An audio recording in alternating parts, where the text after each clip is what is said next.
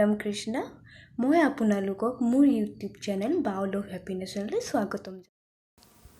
আজি মই আপোনালোকলৈ লৈ আহিছোঁ এটা মাছৰ ৰেচিপি।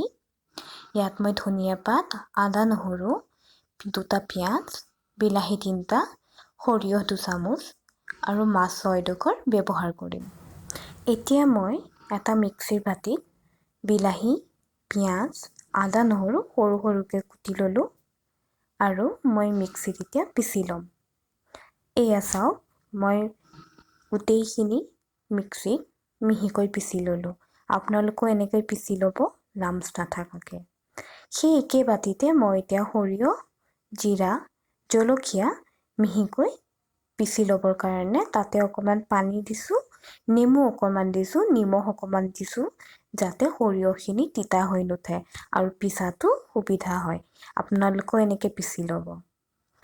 এতিয়া এখন কেৰাহী উঠাই দিলোঁ। কেৰাহীত মই সৰিয়হৰ তেল দিলোঁ। সৰিয়হৰ তেল দি এতিয়া মই ধোঁৱা ওলোৱালৈকে গৰম কৰিলোঁ। নিমখ হালধি সানি মাছখিনি মই মেৰিনেট কৰি ৰাখিছিলোঁ। অকণমান নেমু দিছিলোঁ। নেমু দি হোৱাৰ পিছত মই এনেদৰে মাছকেইডোখৰ তেলত ভাজিছোঁ। আপোনালোকে মনত ৰাখিব, তেলটো গৰম হৈ যোৱাৰ পিছতহে মাছকেইডোখৰ দিব। এতিয়া মাছকেইডোখৰ এটা ছাইডে ভাজা হোৱাৰ পিছত মই লুটিয়াই দিলোঁ আনটো ছাইডো ভাজিবৰ কাৰণে। আপোনালোকে মনত ৰাখিব কি মাছৰ এটা ছাইড ভাজা নোহোৱালৈকে আপোনালোকে মাছকেইডোখৰ নলৰাব, নহ'লে মাছ ভাগি যোৱাৰ চান্স থাকে। এখন প্লেটত ৰাখিম। এতিয়া সেই একেখিনি তেলতে মই পিচি লোৱা বিলাহীখিনি যোগ কৰি দিম আৰু লৰাই থাকিম। যেতিয়ালৈকে তেল নিবিৰিঙে তেতিয়ালৈকে মই লৰাই ভাজি থাকিম, নহ'লে তলত লাগি যোৱাৰ চান্স থাকে। তেলখিনি বিৰিঙিবলৈ আৰম্ভ কৰাত এতিয়া মই তাত অলপমান হালধি আৰু অলপমান নিমখ যোগ কৰিছোঁ সোৱাদ অনুসাৰে। এতিয়া গোটেইখিনি মিলাই পেলাই আকৌ ভাজিম হালধিৰ কেঁচা গোন্ধটো যোৱালৈকে।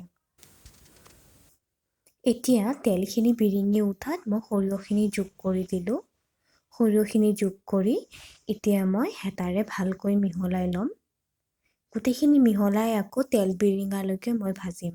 মনত ৰাখিব কিন্তু সৰিয়হ বেছি সময় ভাজিব নালাগে, ভাজিলে আকৌ তিতা হৈ পৰিব। এয়া চাওক, মই গোটেইখিনি একেলগে মিলাই ল'লোঁ। এতিয়া তেল নিবিৰিঙালৈকে মই অকণমান ঢাকোন দি আছোঁ। এতিয়া চাওক, তেলখিনি বিৰিঙি উঠাত মই অলপমান পানী গৰম কৰি ৰাখিছিলোঁ, উতলাই পানীখিনি মিলাই দিছোঁ। জুই দিয়াৰ লগে লগে দেখিছোঁ কেনেকৈ গপগপাই উতলি উঠিছে। এতিয়া মই গোটেইখিনি আকৌ ভালদৰে মিলাই যাতে তলত নালাগে সেইটো চিকিউৰ কৰি মই অকণমান উতলিবলৈ। এতিয়া উতলি থকা তৰকাৰীখিনিত মই এডোখৰকৈ মাছ 4 ডোখৰ যোগ দিম। যোগ দি আকৌ মই ঢাকোন মাৰি উতলিবলৈ ৰাখি দিম। অলপ সময় উতলিলে তেতিয়া মাছৰ যিটো সোৱাদ, মাছৰ সোৱাদটো তৰকাৰীখিনিয়ে এবজৰ্ব কৰি ল'ব। সেইকাৰণে এনেকৈ উতলিবলৈ দিয়াটো খুবেই দৰকাৰী। এয়া মাছৰ তৰকাৰীখন 10 মিনিটমান এতিয়া উতলিলে। ইমানখিনিয়ে মোক গ্ৰেভিৰ দৰকাৰ আৰু মই নুশুকুৱাওঁ আৰু এতিয়া মই গেছৰ ফ্লেমটো অফ কৰি দিম। এয়া উতলি থকা তৰকাৰীখিনিত এতিয়া মই ধনিয়া পাত যোগ দিম। মই মান ধনিয়া ব্যৱহাৰ কৰিছোঁ। কেইখিলামান মান ধনিয়া মই কাটি লৈ পেলাই ইয়াতে ওপৰত মই দি দিছোঁ। এয়া তৰকাৰীখিনি নমাই মই এটা বাউলত সজাই ল'লোঁ। তাৰ ওপৰত মই মান ধনিয়া দিছোঁ।